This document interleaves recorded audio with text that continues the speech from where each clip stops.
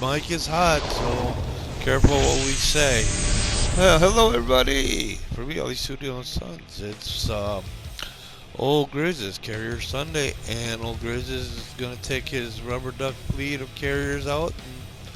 And, we did a couple of battles. Here's the Langley. Do a check real quick. I can hear you a lot. It's OelGrez's Carrier Sunday. Get turned into the wind. Number one. Hello. There we go. Like I said, I wanted to turn the volume down right there because it was hard to hear. I do have this clip sped up a little bit. I take that back. This clip is a clip I had put together, so some of it sped up, some of it slowed down, trying to get it in under the 15 minutes. I got 2 battles we fought here with 2 carriers.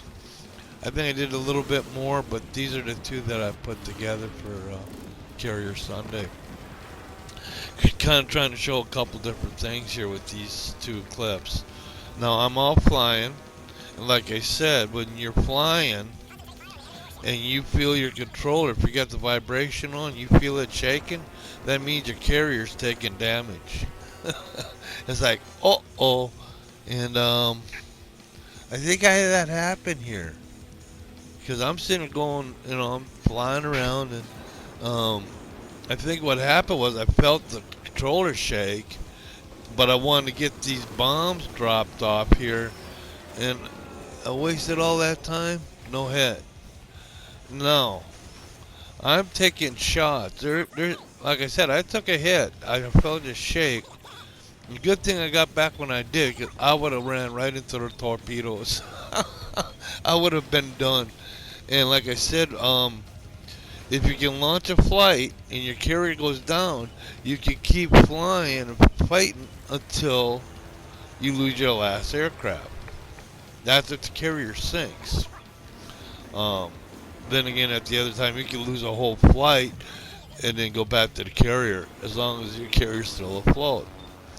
And right there, and that's what I was doing at that point. Like I said, this little bit was sped up. But I got back in time, avoided the torps, and I was able to turn and get out of the way. And that's why I'm running here. So you can see the torpedoes coming in at me. What I had done, that's twice now they came close to taking my carrier out. And like I said, I was messing around with that other carrier. I should have came straight back. And good thing I did come back when I did, because like I said, my carrier was in a straight line, and those torps were angled right at it. So when I got back, I was able to turn the carrier just in time to avoid those torpedoes. So, and even with that saying that, well, what happened too is I was still flying around. That gave them more time for them to get closer and maybe put some more shells into me. So, like I said, when you feel the controller shaking, get back to your carrier if you can. But if your carrier is going to go down, maybe go for what you can with the rest of your aircraft. Don't take on a carrier because they will obliterate your flight and then you'll be done. But see, I can go in at this carrier now because I got more aircraft. I can come back at it, and I'm going to try and do some major damage to this carrier. So now the Langley and American, you usually get 2 torpedo bombers coming in. These are open bi-wing aircraft coming off the Langley. I did some research on it, and I think it did actually serve in the war. I'm not sure what its actual role was, but Langley. Oh, there it goes. And that's what torpedoes can do. They tried to get me, but I got out of the way. I was able to get away to come back and take out their carrier to sped up 2 times. See, to get them to fit in, and then there's been a couple times where I'll cut it and split it, and then I'll slow that part down. But now this is a Russian carrier. Russian carriers are different for they got some kind of it's kind of like a skip type bomb type thing. It's hard to get used to, and I'm starting to get better with it. The problem with the Russian fighters is, though, once they go in for their attack, you can't go on with them.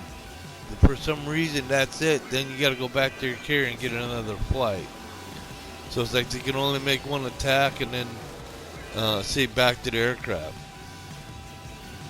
So I don't know if they automatically come back to the aircraft or if they all get totally wiped out when they go in for their run. So it's like, okay, like like with my American carrier, the Langley, I could take my bombers out.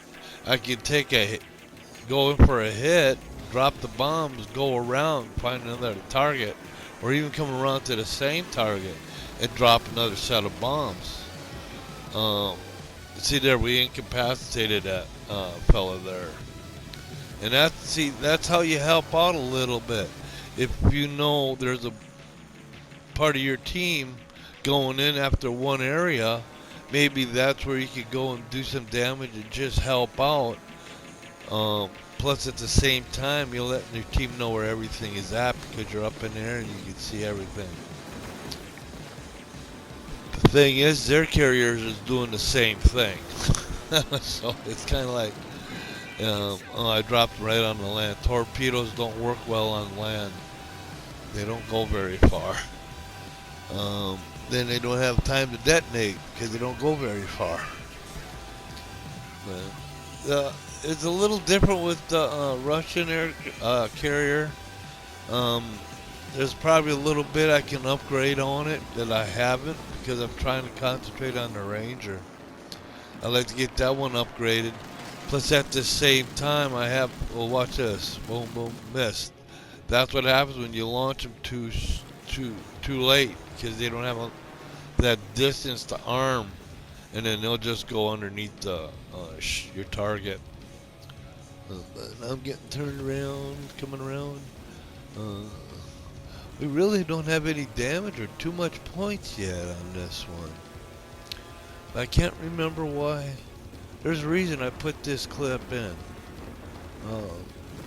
Like I said, I'm getting used to it. There, see, we set a fire on that one. I'm trying to think, am I working? Helping out? Yeah, I'm going to these areas where our team is kind of trying to capture, and I'm trying to help them take these ships on that might be trying to defend the cap. So every little bit I can do to help will help. Like, I go for the defender ribbons, not intentionally because I do that to help the team out.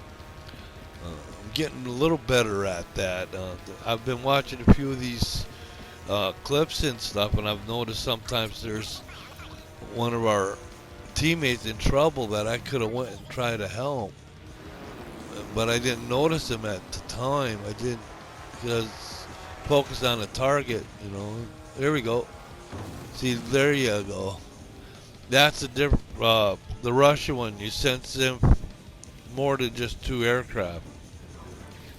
So you can lay down, if you hit it just right, you can lay down a spread and you get all the torps to hit, and then that could be a devastating shot. I've taken out battleships doing that.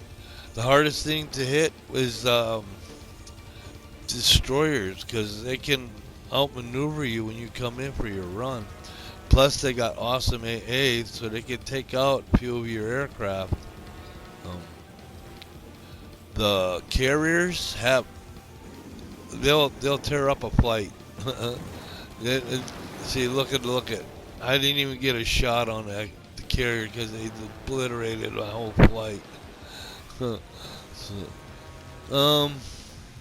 Some flights, the more experienced ones, probably could get in, get a little bit more damage done, but for the most part, I've seen everything I go in. I usually come out with. If I could go in with 8 aircraft, I might come out with 2 or 3. If I go in with 4, like the Langley, when you first start out, oh, okay, we did get one with the Ranger. So we did get 3 clips in here. That's why those first 2 were all ahead full, Captain. I'm just trying to. I don't know all the lingo. I wasn't a sailor. I was in the Air Force.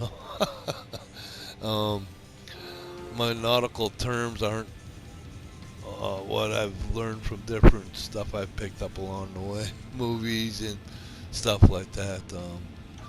Like getting turned into the wind. That was a World War II reference. I think even the Korean ones. I think even with, like I said before, with catapults, even they do turn into the wind because the more wind they got going, more wind going over the wings, the better lift they have. So it's easier to get them up in the air. So I imagine even in a modern time, they get it turned in and they get the wind going across the deck. Because I can imagine it'd be awful difficult to have the wind come the other way across the deck instead of down the length of the deck. Oh, that would make for some hairy landings. Yeah, but my pilots and my crews here, they're pretty good at getting back to the carrier. If I could keep them from getting shot up and like this one, they're going in with 2 aircraft, dropping bombs, then hit nothing. But see, now I can go back out. I only got 1 aircraft left. Back to the air carrier with that. See, now the Ranger has enclosed cockpits. I should do a little bit of research. This is I can't read it down there, but it says underneath what the aircraft are, and these are a little bit more modern. Instead of the 4 aircraft per flight, and now up to 6 with the Ranger. But still, with the American aircraft, you only go in with two torpedoes. The British is a single torpedo plane.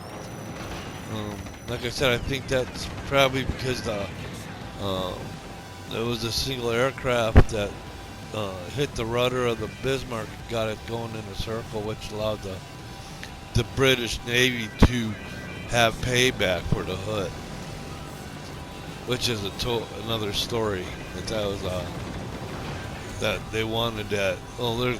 All right, yay, the Ranger, we got one. I like this ship. It's a good-looking ship. I'm not sure if there's a permanent color pattern on that or if that's just temporary. But the Ranger does have its permanent paint job. Might get Sergeant Bones to relook at that, maybe get it repainted.